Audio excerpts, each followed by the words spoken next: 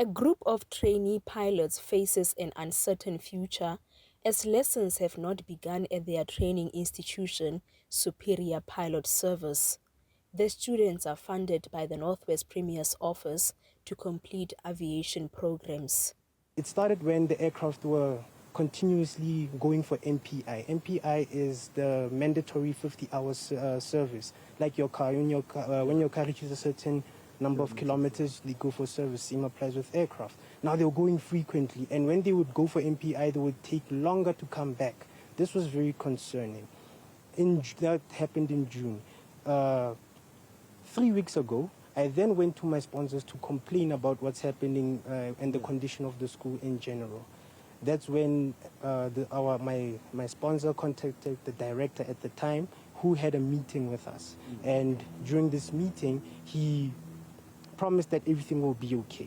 As of 2 weeks ago, everything just deteriorated. Yeah. We've noticed there's problems around the school with the continuous maintenance and everything. So we decided to take the initiative and try to contact Ben to have a meeting with us to at least tell us what's going on and how can he solve the situation.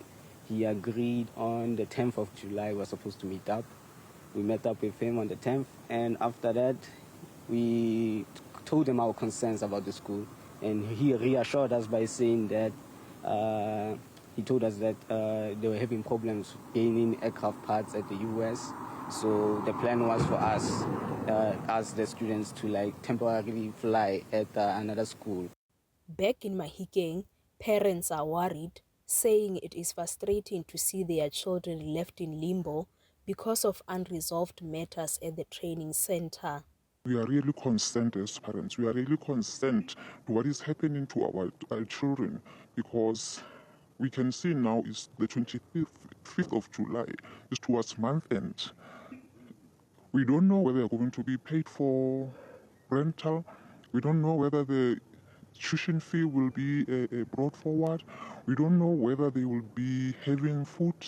We are really frustrated. As I have mentioned, we really need to be assisted. Newzroom Afrika reached out to one of the administrators at the institution for clarity, but he said he had resigned from the institution in the interim. Hi, sir. How are you? I'm very well, sir. You are speaking to Zineko Mhlaba from Newzroom Afrika. I'm with the students here who are attending some training with your school. So please note that this call is recorded. We just want to get an understanding of what is the current state of the training and what are the challenges. I am not the owner of the school. I have resigned from that establishment. I'm not part of that. You need to speak to the owner of the school. Okay, so just for context, when did you resign and what was the understanding of what was your understanding of the challenges while you were still employed? I can't talk. I can't talk on his behalf. So you have to speak to him. The owner is said to have gone AWOL, with the Northwest government unable to reach him to explain the abrupt closure of the pilot school. Brian Setswambung, spokesperson for the Provincial Office of the Premier, says they are left with no option but to pursue legal avenues.